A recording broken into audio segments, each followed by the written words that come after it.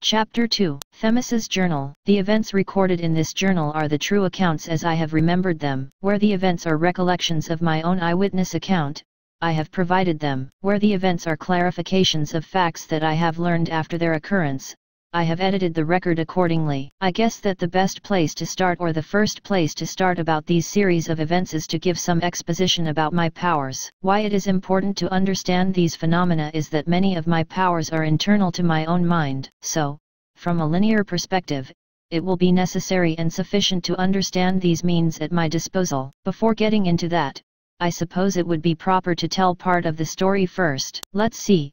I had returned to my home in Themyscira to rest and to relax. Perhaps, if I was lucky, find a date and attend a show. As I had walked through the door, to my surprise, my sister, Nemesis, had been waiting for me. She had not been alone. Accompanying her was god Eros. "Good evening, Nemesis," I said. I greeted her with a kiss on the cheeks. "Good evening, Eros," I said. I greeted him with a kiss on the cheeks. Nemesis smiled and replied, "Good evening, my dear sister. Might I have a word with you, alone?" She had seemed in such earnest that I agreed to her wishes. "Keep yourself entertained, Eros. We will go into the kitchen and talk," I said. "Thank you, Themis," Eros said. He stood up and bowed to me. At first, I thought his behavior had been strange, but I did not think much about it. My sister and I went into the next room. Once we were in the kitchen, I offered to make my sister some coffee. "Can I offer you some coffee, Nemesis?" I said. "Yes,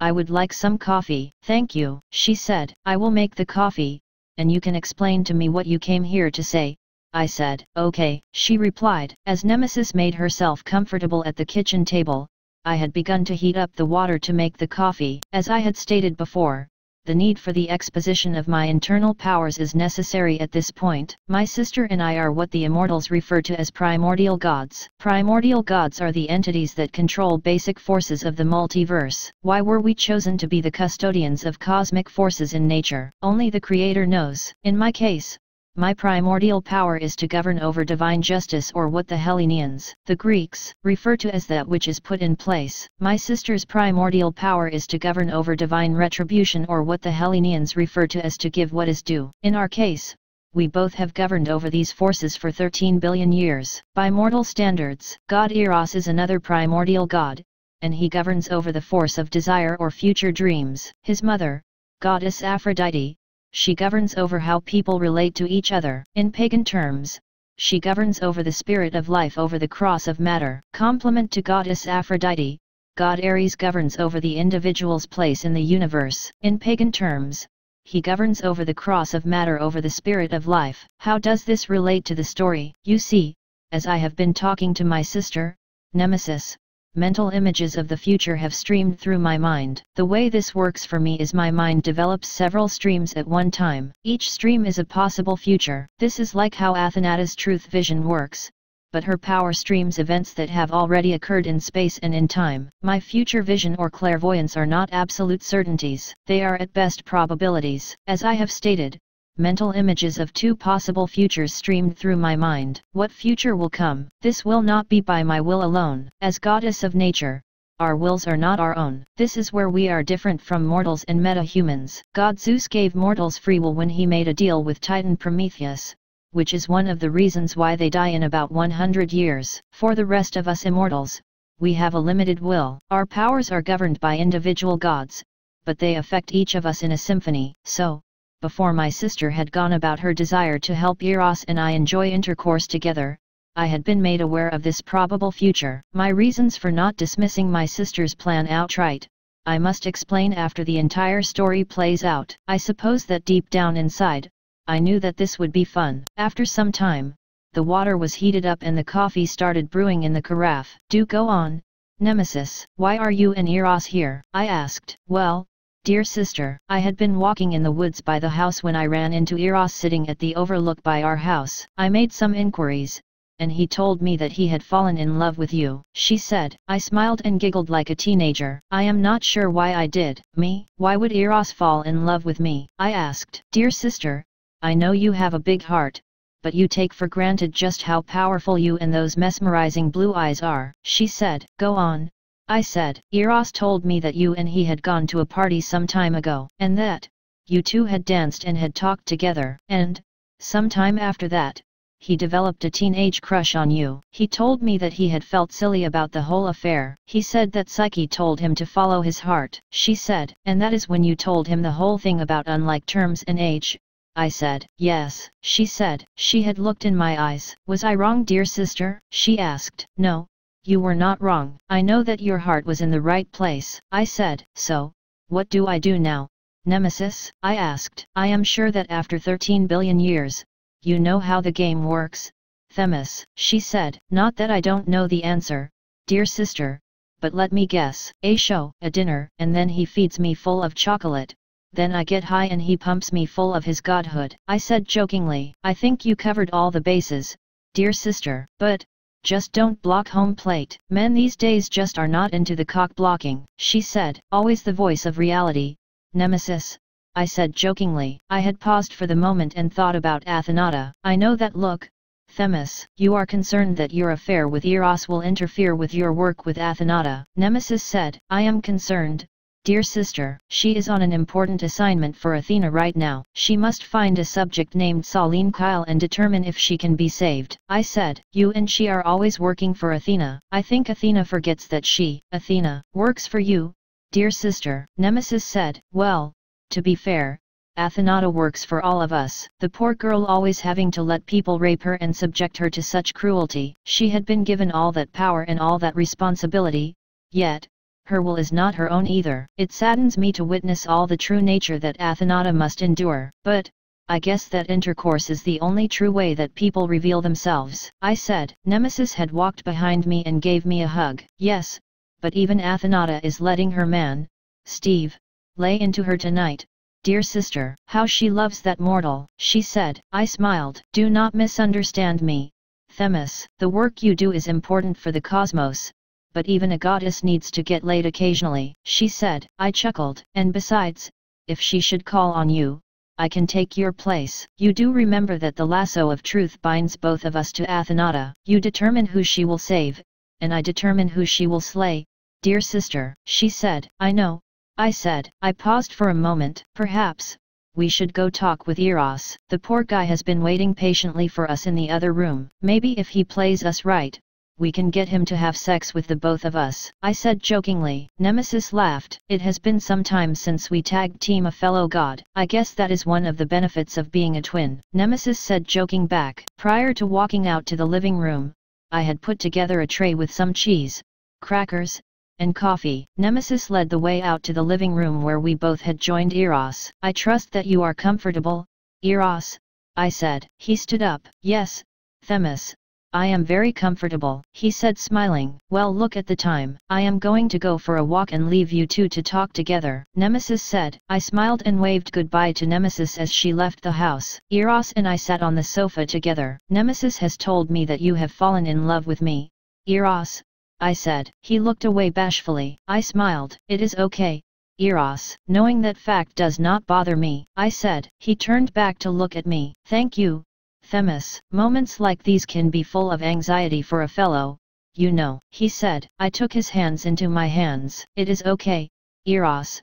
You can talk to me, I said. Where should I begin? My heart is racing 1,000 times a minute. You would think the god of desire and love would be quite calm at a time like this, he said. It is okay, Eros. Just take it one step at a time, I said. He took my hands into his hands. For some time now, Themis, I have had you on my mind. I know that a mental obsession does not give me any reason or right to bother you with such nonsense, but I feel that talking with you about it would be the best course of action for me, he said. I guess that is better than drugging the girl and tricking her into bed, I said jokingly. He chuckled. Yes, Nemesis said that was a possible course of action, but the thought of doing that to you pains my heart, Themis. I don't want to hurt you or dupe you into liking me, he said. His words had caused me to become teary-eyed. Now look, I made you cry, he said sadly. No, oh no, Eros, as I wiped my eyes.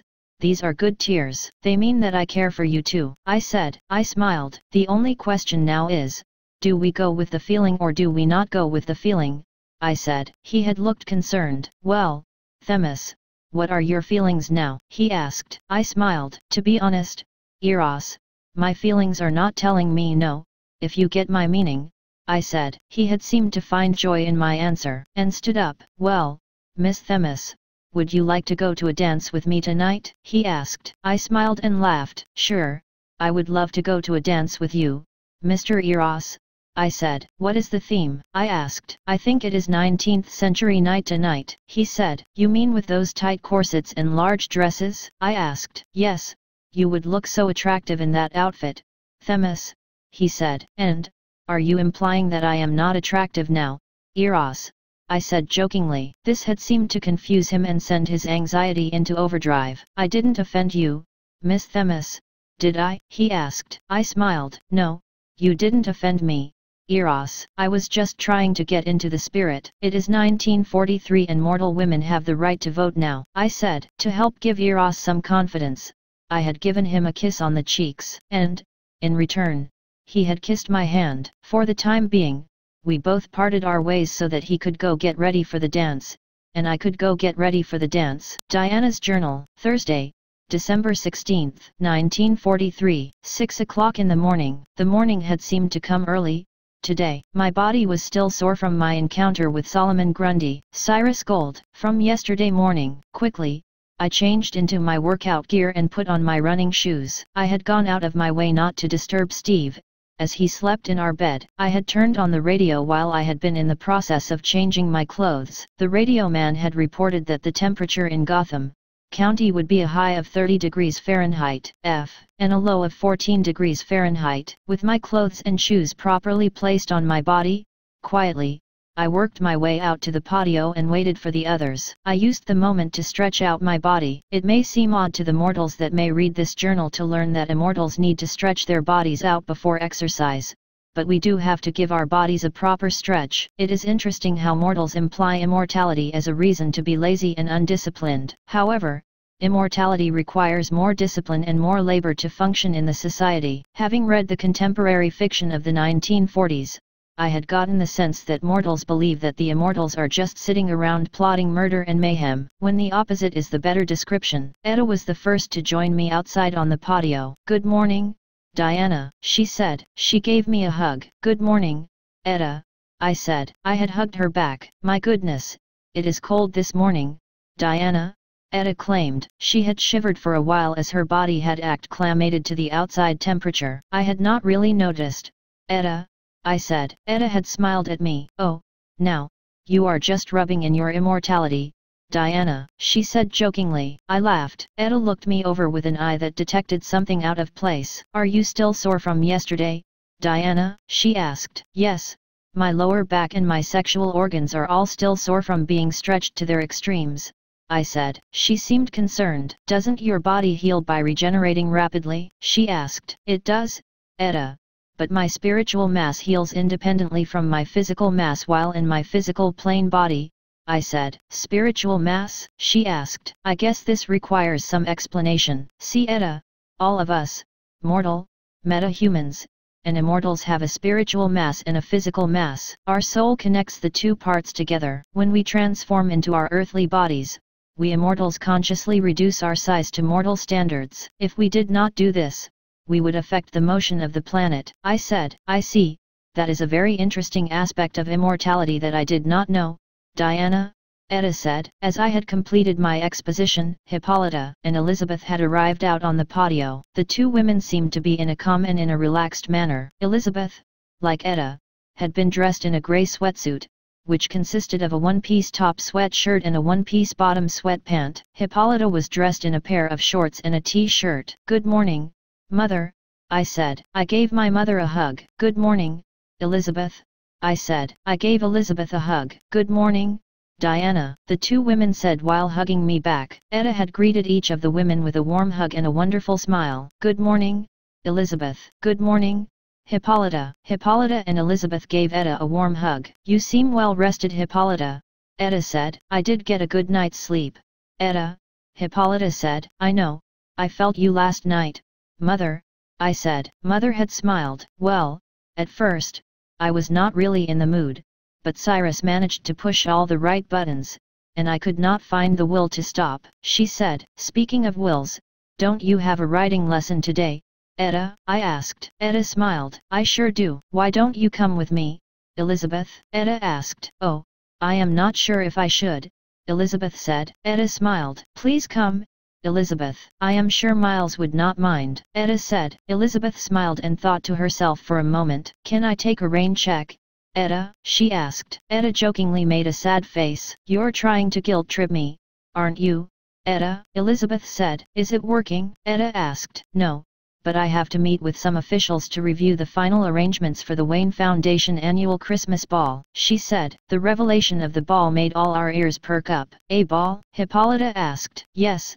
The Wayne Foundation hosts a charity ball every Christmas to raise money for the children of Gotham City's many orphanages. With the war, the need for donations is high, Elizabeth said. Is there a way for us to help? I asked. Well, if it is not an inconvenience, perhaps Wonder Woman would like to appear at the ball. I am sure the children would like that, Elizabeth said. I smiled. I can arrange that, Elizabeth. How about 5 Wonder Women? I asked. Elizabeth smiled. That would be fabulous, Diana, she said. As Elizabeth and Hippolyta completed their stretches, we all made our way around the perimeter of the driveway of Wayne Manor. The whole event had been about a half an hour for the jog and 15 minutes doing push-ups, sit-ups, and pull ups. After an hour, our exercise session was over. We had gone our separate ways back to our rooms to shower, change, and get ready for breakfast. Myself, I had returned to the room. Steve had awakened already and had been showering. I decided to rip off my clothes and join him. Steve Trevor's Journal, Thursday, December 16,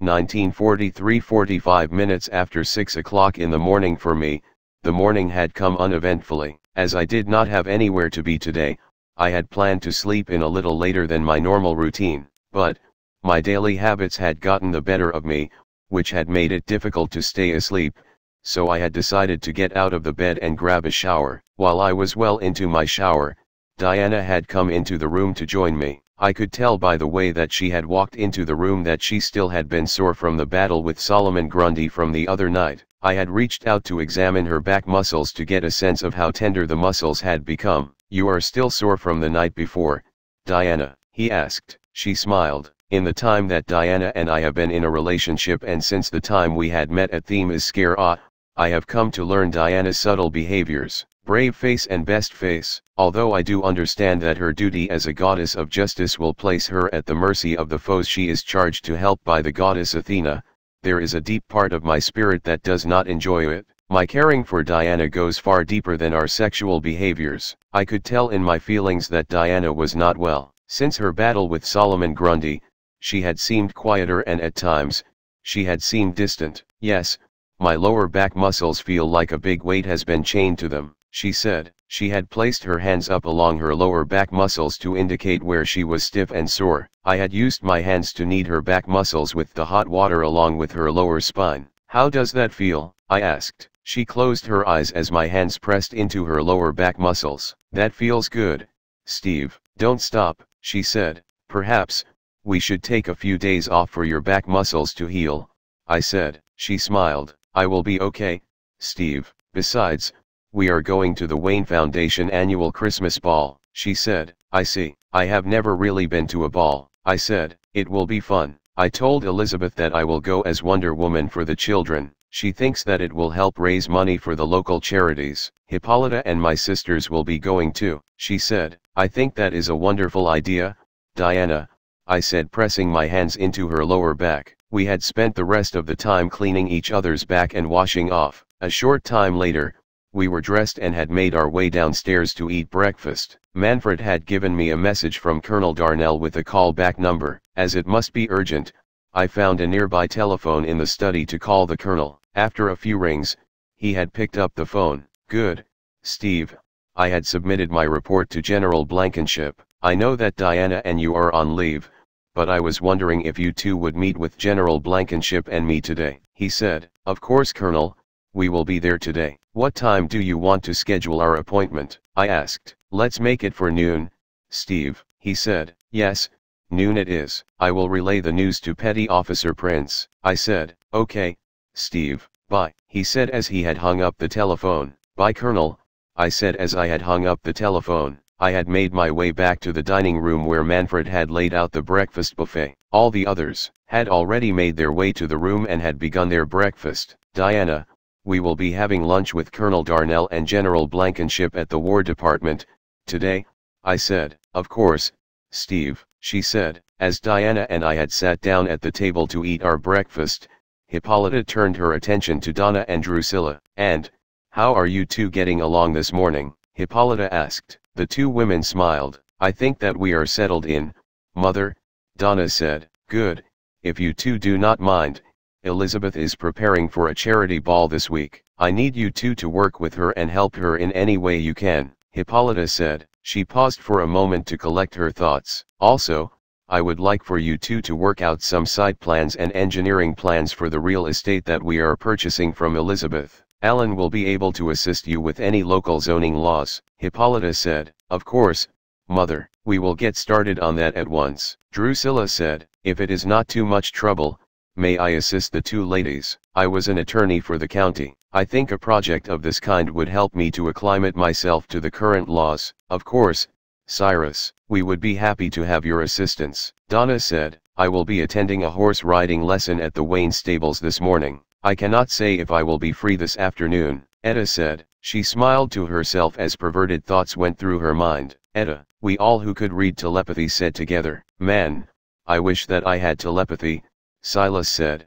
Patrick smiled. "You and me both, Silas," Patrick said. I had to chuckle as I didn't need telepathy to know what Etta had thought. Diana smiled. "I have two friends stopping by this morning. They had heard that I was recovering from my altercation with Solomon Grundy. I sent them a letter to meet me at Wayne Manor this morning." Alan said. "You seem distant, Diana. Are you feeling okay?" Hippolyta asked. Diana smiled. "I am okay, Mother. I am still sore from the other night," Diana said. Hippolyta looked concerned. "Oh, perhaps you should spend some time in the medical bath," Hippolyta suggested. "Maybe later, after we get back from our appointment," Diana said. Diana smiled. "Will you be investigating the whereabouts of Margaret Shaw, Mother?" Diana asked. "Yes, I will have to pay a visit with Lord Hades to acquire some information," Hippolyta said. Diana, Donna, and Drusilla sighed at the mention of Lord Hades. "Is there something wrong about Lord Hades?" Elizabeth asked. Hippolyta smiled. "Well,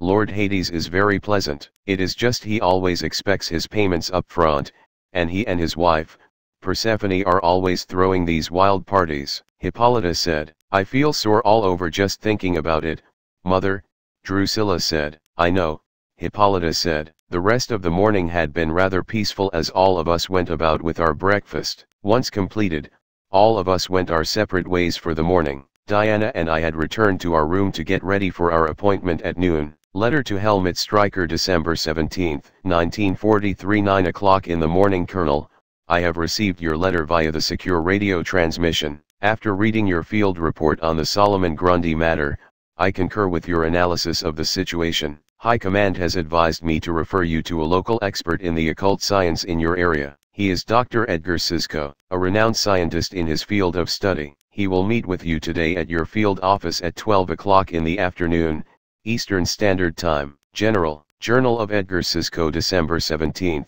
1943, 9 o'clock in the morning. This morning, I had received a message from my assistant to visit a local physicist, Dr. Helmut Stryker. The letter was not specific on details. It only suggested that I should meet with the doctor on an urgent matter that called for my expertise in the occult sciences. Normally, I would turn down such an invitation as I prefer to work alone, but they offered to pay me for my services any amount I wanted. As my research requires adequate funding from private donors, the offer seemed to warrant an investigation. I had used my telepathy to gain insight into the matter. All knowledge is contained in the ether of the universe. My initial scan with my telepathy revealed to me that Dr. Stryker is a scientist for the Nazi Party of Germany. He had been sent here in the 1930s before the war had started. Here he laid in wait for the rise of war. He had stayed hidden from the mass public's eye and lived as a lonely college professor. Most people had known him as Stephen George Hamilton, a faculty member at Georgetown University. As I had further probed his mind, I had come to learn that he had been involved in a matter in Gotham County, Maryland the other night that forced him to lie low for some time. The letter stated that a car would come around to my laboratory at 10 o'clock in the morning. Then, the car would deliver me to the meeting site. The letter stated that secrecy was the utmost important matter. My telepathy did not reveal anything foul, so I decided to entertain the doctor's meeting. Etta Candy's Journal, December 17, 1943, 10 o'clock in the morning. I saw Steve and Diana off when they left for Washington, D.C. in Diana's car. The rest of us had stayed at the manor for the rest of the morning. Elizabeth had spent the morning making several phone calls to her event planners for the Wayne Foundation ball. Alan went with her to take care of the press releases for the added event for Wonder Woman to be at the ball. Donna, Drusilla, and Cyrus were knee-deep into planning out the early stages of their engineering plan to renovate the brownstone estate. Myself, I used the time to head out to the stables for my horse riding lessons. I had left word with Manfred as to where I would be going in the event someone needed to get hold of me. As before, it had been a short walk to the stables that were located on the property, and like the day before, I had let my nose lead me to the stables. 15 minutes after 10 o'clock, as I had approached the stables where the horses were housed, I saw Miles Evan directing some of the other stable handlers to their morning tasks. All the men had seemed to be in good spirits as they all were laughing and smiling when I walked up to them. "Good morning, Miss Candy," Miles said. "Thank you, and good morning to all of you," I replied. "Are you ready to start your riding lessons?" he asked. "Yes, I am ready to start," I answered. He smiled. "Good, John. Here is going to spend the first hour going over basic safety procedures that you need to learn to prevent any unnecessary accidents." "Okay, I am sure my pride will be one of those accidents," I said. For the next hour, I sat there listening to the guys demonstrate the practical ways to avoid injuries when riding the horses. Hippolyta's Journal, December 17, 1943, 11 o'clock in the morning. After breakfast, I had gone to prepare my things for my trek to the underworld. Since most of my artifacts were clothes and shoes, it did not take me long to get them back into the ship. One of the Genoids helped me ferry my belongings over to the ship. As we were moving back and forth, Donna had approached me. She had seemed to be concerned for my well-being. "Yes, Donna?" I asked. "Mother, I cannot help to be concerned about this trip you are planning. Perhaps it would be prudent for one of us to accompany you today?" I smiled. "I know, Donna, but I feel that for this part of my journey, as I am sorting out the details, it is best that I do it alone. Besides, Hades will be celebrating the festival for Apollo and the return of Persephone to the underworld. I entertain a bunch of horny demons and deities myself. If we went as a mother and daughter duo, they would make us do all kinds of embarrassing sexual rituals for their entertainment," I said. Donna smiled. "All in a day's work for an Amazon mother," she said with confidence. I chuckled. "I should be back in time for the ball. I will leave it to you to prepare my dress for the evening," I said. "Of course, Mother." "Donna, look after your sister, Athenata. She is putting up a brave face, but I know that she had been severely weakened from the encounter with Solomon Grundy," I said in a soft voice. Donna hugged my body warmly and said, "I will, Mother." "Goodbye." As we said our goodbyes next to the ship, and the droids had completed the loading up of my things into the cargo holds, I ordered the Genoids to depart from Gotham County and to set course for the underworld phase. Alan Scott's Journal, December 17, 1943, 11 o'clock in the morning. I had been on the telephone talking to my secretary about arranging a press release for the evening newspaper and evening radio news report. Although I am not the head editor for the Gotham Gazette, our radio office resides within the same building as the newspaper office. As I wanted to be sure to get the maximum amount of exposure for the ball to let the mass public audience know that Wonder Woman would be attending the Wayne Foundation annual Christmas ball. "Yes, I want the release to head out as soon as possible," I said. "Of course, Alan, I will see to it personally," she replied. "Thank you, Sarah, I do appreciate your hard work and dedication to the job," I said. After that, I had hung up the telephone. Manfred had walked up to me with a message. "Master Scott," he asked. "Please, Manfred, call me Alan," I said. "Of course, Master Alan. There are two gentlemen here to see you, Master Garrick and Master Jones. I have taken the liberty of escorting them to the living room," he said. I smiled. "Thank you, Manfred, I will see to them," I said. Manfred left the room as I headed over to the living room, which was a short distance from the study. As I had walked into the room, there were Jay Garrick and John Jones. Jay Garrick was a tall man at 5 feet and 8 inches. He had short blonde hair and was a thin, athletic build. He was not skinny, but he was not as muscular as Steve Trevor had been. John Jones was a tall man at 6 feet and 3 inches. He had dark hair and dark skin. His build was muscular and athletic. Personally, I would describe him as a fine specimen of manhood. I smiled as I approached the two meta-humans. "Good morning, Jay," I said as I had shaken his hand. He smiled and had returned the handshake. "Good morning, Alan," Jay said. "Good morning, John," I said as I had shaken his hand. He smiled and had returned the handshake. "This is quite a step up from the usual dives we have found you in, Alan," John said jokingly. We all laughed. "I am moving up in the world," I said. "The Waynes are quite a step up for your social network, Alan," Jay said. "Please have a seat. I wanted to brief you on what has happened in the last few days. It is lengthy, but if you bear with me then you will understand all." The two men sat down on a nearby couch. "This verbal explanation is more for Jay's benefit as I know John is a telepath," I said. I had taken out a copy of the manuscript that narrated the tale from the last few days that Diana and Hippolyta had provided for me. I gave one copy to Jay and one copy to John. John looked over the manuscript with a keen eye. "This is quite a bit to read, Alan," John said. "I know. Diana and Hippolyta journal in detail about their adventures and have recorded them in these journals in a wonderful epistolary narration. The events from the last few days will give you both great insight and a great understanding of what we have endured. The story requires about 18 hours to read, but I will give you the condensed version for now until you have time to read the entire text," I said. Jay Garrick had wasted no time to show off his meta-human powers of speed. "Done. It was a fascinating read," he said while smiling. John looked at Jay astonished but knew it would take him more time to read the manuscript. "Show off.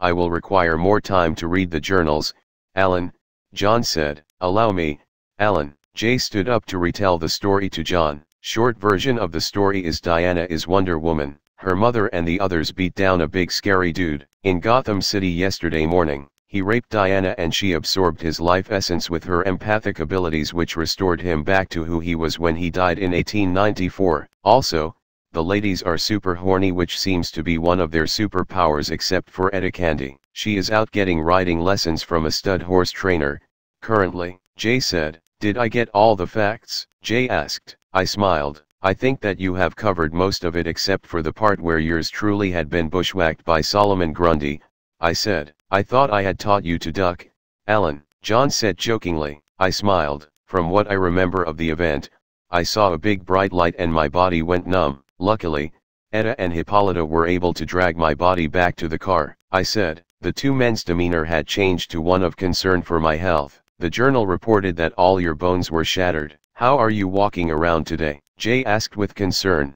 "Diana and Hippolyta have advanced medical equipment aboard their ships. They had arranged the triage which was used to treat my medical trauma," I said. John Jones smiled. "What is amusing you, John?" I asked. "I am familiar with Diana and Hippolyta Autry Reyes, although, many years ago, Diana went by another name," John said. "Often, I forget that you have lived a very long time, John," I said. He put his hand on my shoulder. "My memory of the Queen and the Princess are good ones. In a time where I thought my life was lost, they were both a ray of light for me," he said. "Speaking of light, Alan, you said your ring was destroyed in the melee with Solomon Grundy," Jay said. "Yes, I will need to make repairs the unit," I replied. As I had begun my explanation, Drusilla and Donna had entered the room. All three of our eyes had shifted their focus to the two lovely women. As with Hippolyta and Diana, the two Amazon women had a mesmerizing aura about them. Their eyes were very soft and warm when gazed at.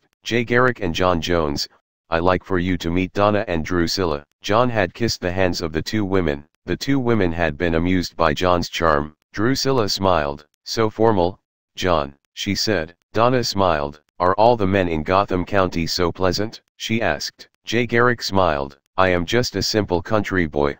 I am not schooled in such manners or pleasantry," he said jokingly. Drusilla laughed. "What unit do you need to be repaired, Alan?" Drusilla asked. "My power ring had been damaged in the melee with Solomon Grundy the day before, and I had not had the time to repair the unit," I said while showing her the hardware. Donna looked at the power ring with interest. Diana left her ship here and it has the forge that is required to heat the alloys in this jewelry. We just need to construct a new mold to set the ring," she explained. Drusilla looked at the ring with interest. "Diana and Steve will not be back until later this afternoon. We can use the time to repair your ring if you all did not have other plans," she stated. "I can speak for the three of us," I think that is a wonderful idea. Plus, we can eat lunch here at the manor while we wait for Diana and Steve to get back. I said. Did you two ladies have any other tasks you needed to complete this morning? I asked. Drusilla smiled. Not really. We were drawing up some site plans and engineering plans for the real estate Hippolyta are buying from Elizabeth. We were going to go into town later today to get some information from the county records office, she said. We had thought to wait to see if Diana and Steve would come back before committing to that plan. Maybe they would want to go out later this afternoon as a group, Donna said. Jay smiled. Might I make a suggestion, ladies? He asked. We all waited with curiosity. Let's wait for the two to get back and repair Alan's ring, and once grouped up we can go to my place in town, he suggested. Donna smiled. What kind of place is this? She asked. A real dump, John Jones said jokingly. All kidding aside, I run a small establishment here in town called No Man's Land, he explained. Drusilla smiled. An interesting name. I grew up in a no man's land, she said jokingly. I laughed. Well, nothing like theme is scare. No Man's Land is a place where meta-humans can hang out at without fear of reprisal, I said. Donna smiled. That sounds interesting. Shall we proceed to the ship and make the repairs on your ring then? She asked. At her suggestion, we all had departed the room and had made our way to the ship. Diana's Journal, December 17, 1943, 11 o'clock in the morning. As I am recalling the events in this journal for this particular time, some time has passed. As the time had been closer to the event, I had made some notes. At the time, I had been feeling tired and lethargic from the battle with Solomon Grundy. After several weeks of rest, I have decided to commit the facts of this tale to the pages of this journal now. I remembered that I had made a journal entry earlier in the morning before breakfast. However, as Steve and I got into the car and made our trek to the War Department in Washington, D.C., I must have dozed off. If it had not been for my truth vision, I would have no memory of the time. Wayne Manor had been located in a section of Gotham County that had been known as Spook Hill. By car, it would be a journey of around 1 hour and 30 minutes. Steve had let me sleep on our journey into town. I had awakened as we approached the outskirts of the district. As my conscious mind regained awareness, I sat up and had looked around. Stephen, you let me doze off? I asked. Yes, Diana. You had seemed so at peace with yourself.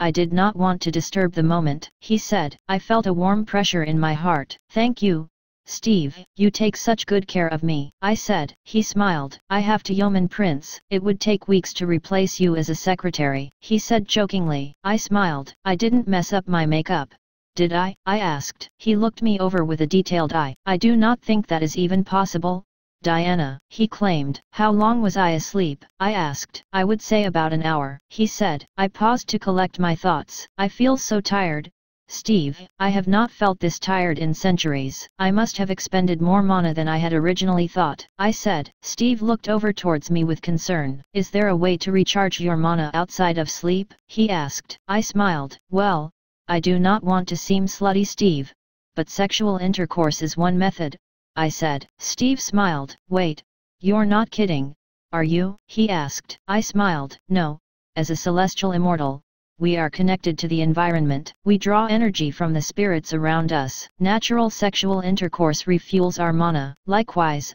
artificial intercourse draws energy away from us. I said. In your battle with Solomon Grundy, it was a natural sexual intercourse, Steve said. He thought for a moment. Wouldn't he have restored your energy? He asked. I theorize that because he was undead and part plant, the intercourse was artificial, and if I recall correctly, he had drained my energy unnaturally with some kind of bioenergy feed, I said. Is there anything that I can do to help you? He asked. Well, if you see me dozing off with the general around, give me a gentle nudge, I said jokingly. He smiled. Time update. Some time had gone by as we made our way to the building of the War Department. We had to park our car away from the compound. The War Department had been located in a vast complex along the National Mall along Constitution Avenue. The facility had been built in 1918, and it had been greatly expanded in the 1930s. The new War Department building is currently being constructed across the Potomac River, in Arlington, Virginia. Our office has not been scheduled to move into our new occupancy at the new location until after January 1, 1944. I should point out that some of our counterparts in the War Department were slowly being moved into the new Pentagon-shaped building as time goes on, with the construction of the new building and other construction projects going on in the district. The parking space at the munitions building had been at a premium. The parking fees for downtown Washington, D.C. were not cheap in 1943. It cost us 20 cents a day to park our car near our work site. After making our way past several security checkpoints, we made it into the building that housed our department. Despite Steve's joking earlier about a secretary, his main secretary had been removed when she had been discovered to be secretly feeding intelligence reports to Nazi spies in November. He had not had her replaced yet. As we had made our way into the work center, we ran into Colonel Darnell. "Good morning, Colonel," Steve said. "Good morning, Major Trevor and Yeoman Prince. Is there anything I can get for you, Colonel?" I asked. He smiled. "See to it that the main conference room is ready to go for the General when he arrives," Darnell asked. "Aye, sir.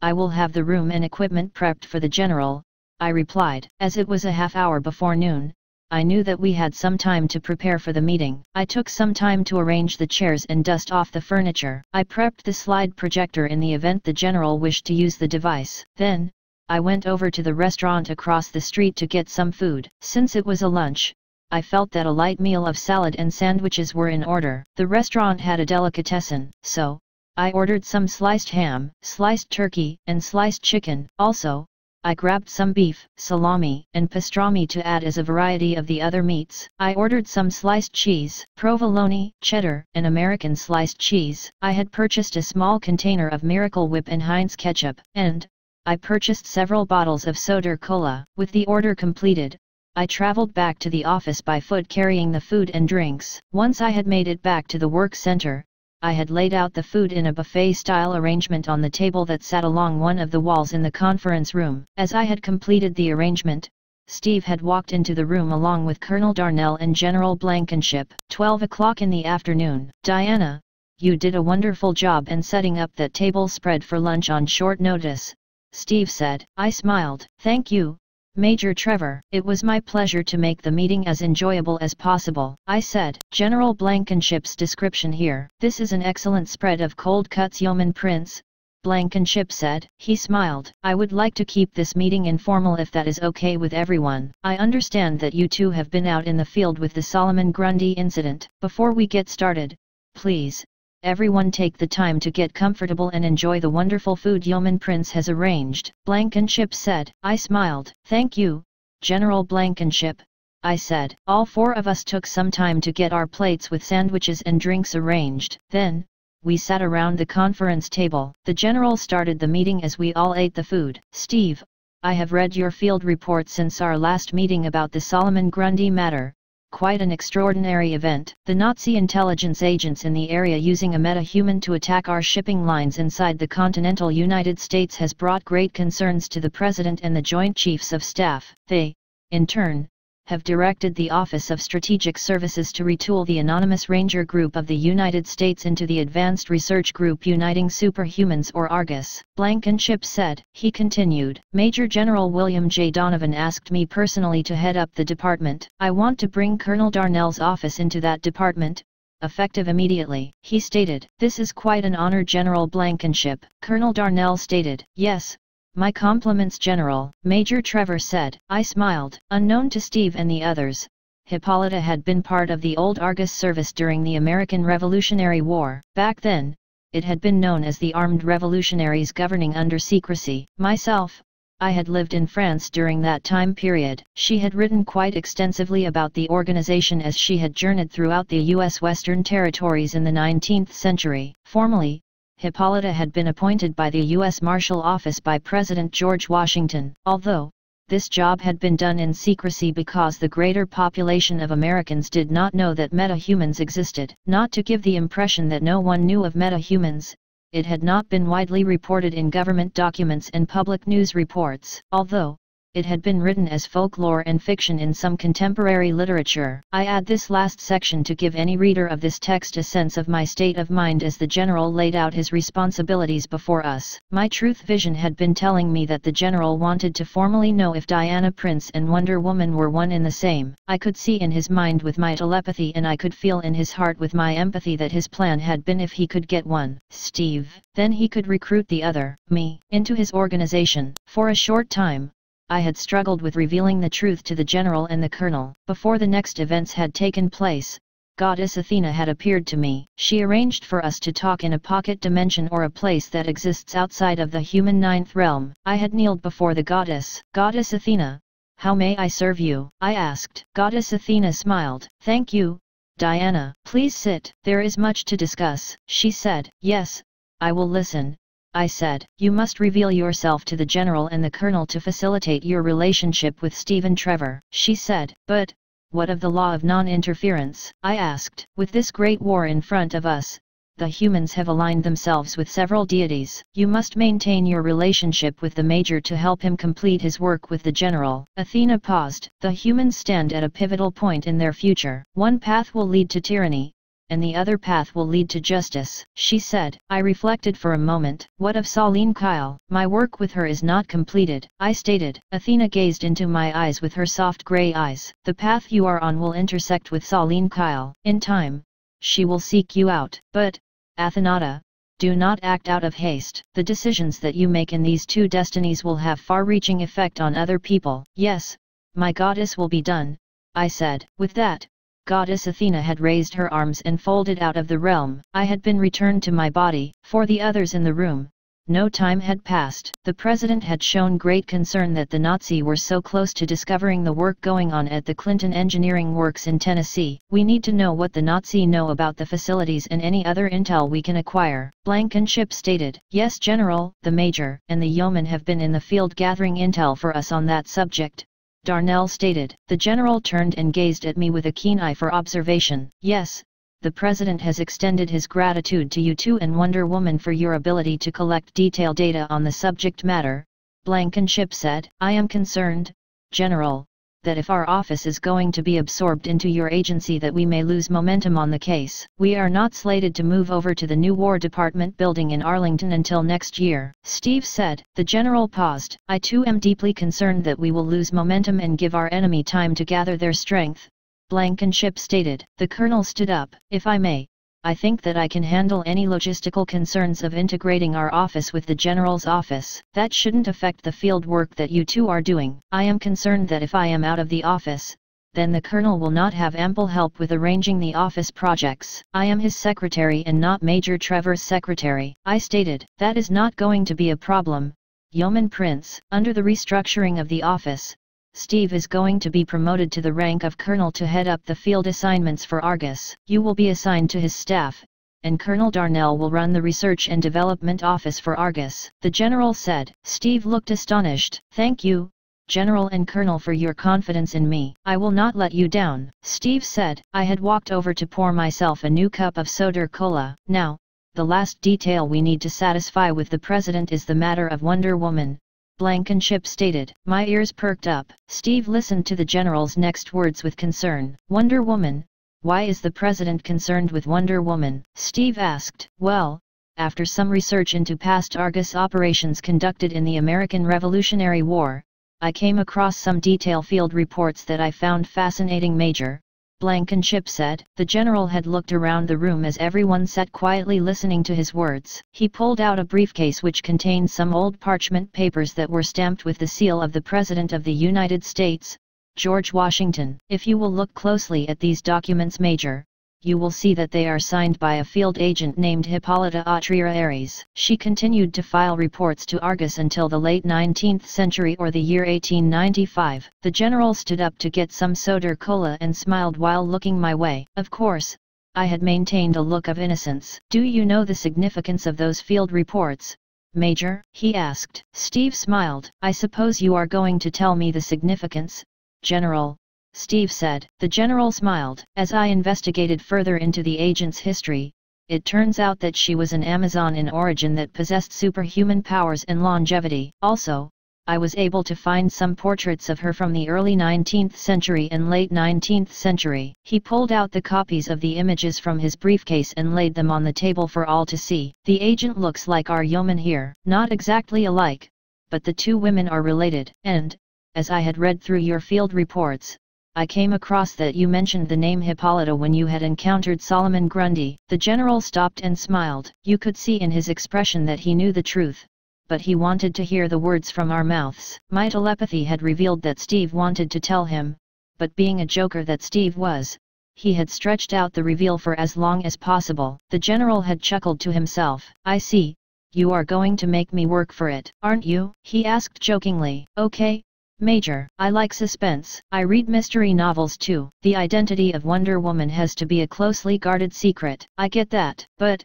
if we are all going to be working together, I want to hear the words from you too. You can trust me. He spoke with such earnest and heartfelt honesty. I felt my eyes tearing up. It is okay, Steve Trevor. We can be honest with General Blankenship and Colonel Darnell, I said sincerely. The general sighed with relief because he thought it was going to be more difficult. Thank you, Yeoman, the general stated. Steve stood up and filled his cup with soda cola. We had wanted to tell you the other day, but felt that it could wait until after the field operations at the Iceberg Lounge had been completed, Steve said. To be honest, Steve, I had already known that Diana was Wonder Woman, Darnell stated. He paused. I had suspected it some time ago, but I did not act on it because I knew you two were in love, Darnell stated. The question now is, where do we go from here?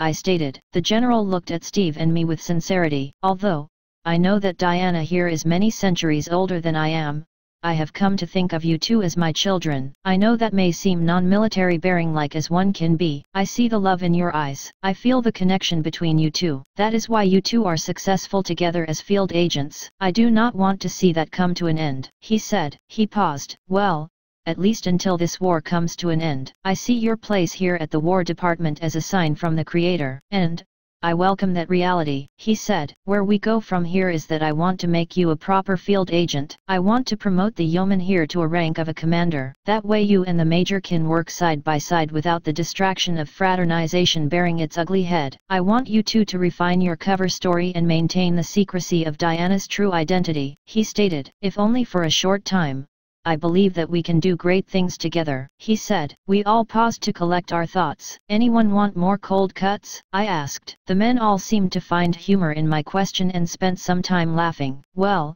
I think that if we are going to be working together for the foreseeable future, then we need to bring the Colonel and General up to speed on the entire truth of the subject matter, I said. Steve looked towards me with interest. I agree.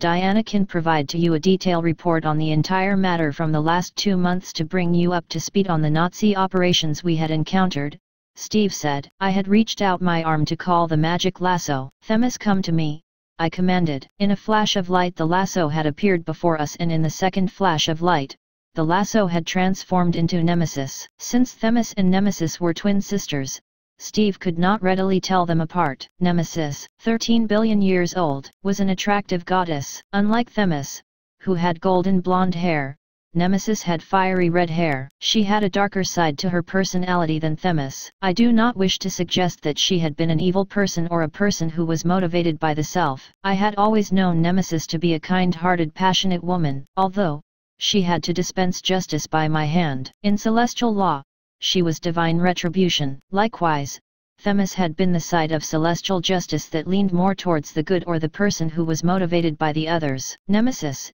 it is wonderful to see you today, I said while kissing her on the cheeks. Nemesis smiled and kissed me back on the cheeks. Thank you, Athenata. You are always so polite and humble, she said. Nemesis was dressed in casual jeans and a white blouse with short sleeves. The shirt had been untucked with served as a dress to conceal the waistline for the jeans. The men all had seemed to gravitate towards her beauty. General Blankenship, Colonel Darnell, and Steve Trevor, I would like to introduce you to Goddess Nemesis, I said. Nemesis extended her arm to greet the men in kindness. All 3 men received her arm and kissed her hand. I have to admit that I found the charm from all 3 men to be a bit of a surprise. I smiled. Thank you, gentlemen. Please, everyone, take your seats and relax, she said. Nemesis, I need for you to recall the events of the last 2 months for the General and Colonel to see. I want you to tie into my journal to create a facsimile of the story. Do not worry, gentlemen, we will be in a pocket dimension and time will not pass for us inside the realm, I stated. For the next few hours in the pocket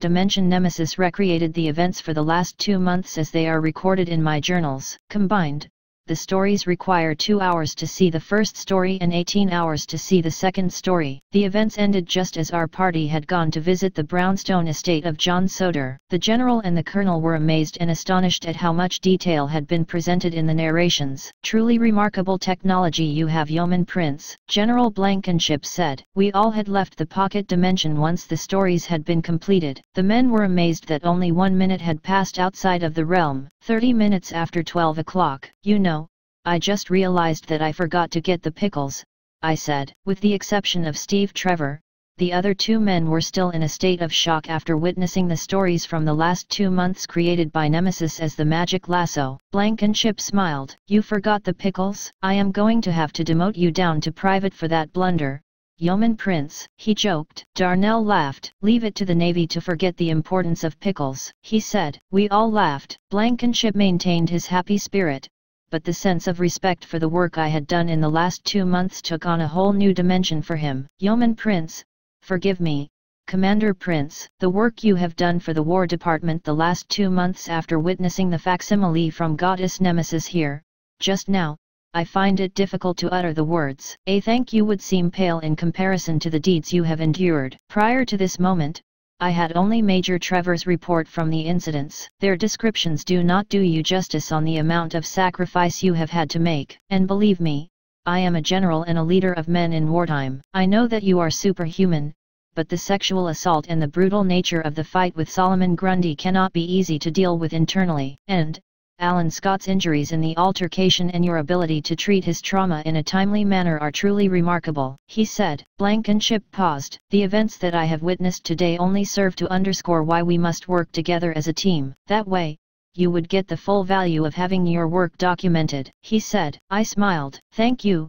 General, for your kind words. It means a great deal to me that you value the work Steve and I have done on the behalf of the War Department, I said. I paused to collect my thoughts. To provide some perspective and context to our discussion today, General, it is necessary and sufficient for you to understand that I have been working on this task for 2,770 years, or roughly since I had been a 25-year-old woman. When I met Stephen Trevor on Paradise Island, he convinced me that helping his cause would be just. As a goddess of justice and a champion for humanity on Earth, I cannot directly interfere in the logistics for the war. The work for us immortals must be indirect with the individuals we are charged to help. Now, having said all that, I have worked with many generals over the years, including General Washington and General Bonaparte. My senses tell me that you are an honorable man and that you only seek to do justice for your country. Your word is good enough for me, I said. Blankenship smiled. Thank you, Commander. That does help me to put things in perspective and in context. I get your meaning. The work we are about to do will probably never be known by the general public,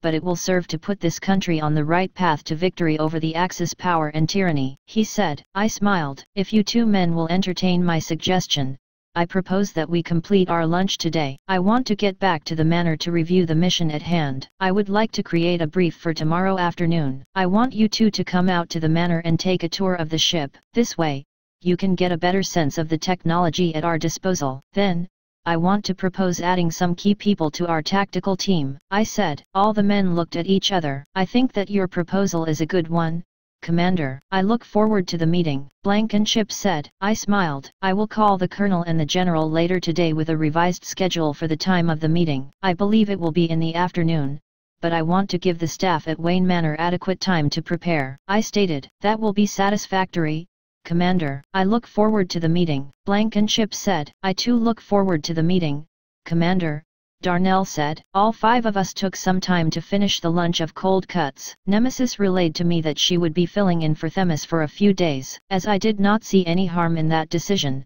I welcomed Nemesis' help. Our lunch had concluded and Steve, Nemesis, and I made our way back to the car to return to Wayne Manor. 1 o'clock in the afternoon. In the car, I had found myself dozing off again while laying my head on his side. I am not sure why I found myself behaving in such a manner, but it had felt comfortable. Steve had wrapped his right arm around my right shoulder and had been playing with my hair. Nemesis had been laying against my side. She had let me play with her hair. I cannot believe we both had gotten a promotion, Steve, I said. I know, Diana. I am still trying to wrap my head around all that has to happen this afternoon. I think the General and Colonel have found an all-new respect for the work you have done, Diana, he said. Colonel Steve Trevor, I said as I had practice getting used to the title. He smiled. I can get used to it, Commander Prince, Steve said jokingly. I love the way you two mingle together. It is fun to watch. I hope that Themis finds that joy soon. Nemesis said. I smiled. Do tell us what is happening with Themis. We are nosy, I said. She smiled. Well, God Eros stopped by the house the other day, and we had talked. He told me how he had fallen for my sister, Themis. Of course, I had laughed at the pronouncement, but I am not shocked. My sister is hot, Nemesis said. I laughed. You're hot too, Nemesis, I stated. I know that. She gave me a high five. Anyway, after a long talk with my sister, she agreed to allow Eros to woo her. Nemesis said. Good for her. Themis is a wonderful person, I said. Nemesis softly played with my forearms as she caressed her fingers only the hair on my arms. I sense that your energy levels are low, Athenata, she said. I smiled. I had a hard couple of days. I had to focus in the meeting to keep my concentration up, I said. I had noticed, Athenata, she said. I might arrange for a massage this afternoon, I said. I can arrange that, Diana, Steve said. I smiled. The rest of the trip, we all had spent relaxing as Steve drove us to Wayne Manor. Journal of Edgar Sisco, December 17, 1943, 1 o'clock in the afternoon. As stated before in my earlier journal entry, a car came around at my Pennsylvania laboratory at 10 o'clock in the morning. Then, the car traveled in a southerly direction from Lancaster County, PA to a destination in Nellis, West Virginia. The entire trip had taken about 7 hours by car. The area had been recently in the news due to an accident in one of the local mines. I have added a copy of the newspaper report into my journal for historical reference. Anticipating a long car drive, the driver had provided refreshments and food for the trip. I took the time to record this entry and to read the morning newspaper. The driver had been instructed to make frequent stops along the way that would provide for my comfort. Explosion toll of Nellis mine increases to 10. Rescuers recover bodies of 9 workers, other dies in hospital. Nellis, November 7, 1943. An explosion which rocked the number 3 Nellis mine claimed its 10th victim tonight, 17 hours after rescue workers had removed the bodies of 9 men killed in the second disaster in West Virginia this year. The explosion, which killed 9 men outright and critically injured 2 others, added another casualty when Lawrence Vincent, 23, died in a Charleston hospital where he had been rushed shortly after his rescue last night from the blast-rocked mine. By 2 o'clock in the morning, 7 hours after the explosion, which occurred 2 days after work was resumed following the general shutdown because of wage negotiation differences, rescue workers had removed the victims from the captive mine operated by the American Rolling Mill Company. Company officials made preparations today to repair the damage, confined to one section, and to restore the mine to immediate operation. They said the explosion apparently had been caused by a spark from a coal-cutting machine which ignited a pocket of gas in the section where the 11 men were working. 17 others were in the mine at the time, but were digging in other sections and were not affected by the explosion. State Miner Chief Jesse Redyard, who had been called to Tennessee because of a family illness, was expected here later today to conduct an investigation of the blast, the second in West Virginia mines this year. 13 men lost their lives in a fire in Puzglove No. 15 mine near Morgantown last January. General Manager C.W. Connor reported that the accident would not prevent continued operation of the mine, but explained that the damaged area will not be worked until repairs are completed. He asserted that there was no great damage done to the mine. The dead: William H. Gunno, 48, foreman, wife and 4 children; Kester Gunno, 37, machine man, wife, and 3 children; William O. Workman, 43, motorman, wife and 3 children, including 2 sons in the armed services; Oualo Miller, 28, slate man, wife and 3 children; John Williams, 60, track man, wife and 7 children, including 2 sons in the service; Julius Domokes, 34, Section Foreman, wife and 2 children. Odell Linville, 37, Loading Machine Operator, wife and 7 children. Steve Turkavish, 48, Slate Man, wife and 2 children. John Setliff, 49, Slate Man, wife and 3 children. Lawrence Vincent, 23, Slate Man, wife. Condition critical. William C. Barker, 59, shot firer, one of the 2 injured miners rushed to McMillan Hospital at Charleston, was in a critical condition, suffering from shock and severe body burns. The normal employment of Nellis No. 3 is 260, but Superintendent A.E. Oakley said the blast occurred when only 28 were at work. Shortly after the explosion, which was so severe, it ripped clothing from the miners' bodies. A crowd of about 350 persons, including families and friends of those at work, gathered at the mine mouth and maintained a vigil until early this morning when the last bodies were removed. Today, this little Boone County mining town was quiet as mourning widows and children prepared for burial services. Most of the miners will be buried at Madison, although Connor said the body of Turkavish would be taken to Niles, Ohio, for interment. Charleston Gazette, West Virginia, November 8, 1943. I am not sure why the thought of adding this article to my journal had occurred to me. At the top of my head, I found it interesting that this random location I had been heading to had been the scene of a historical accident in recent days. Perhaps, it had been scientific interest that inspired my motives. I shall make an update to this journal when we arrive at our final destination later today. ************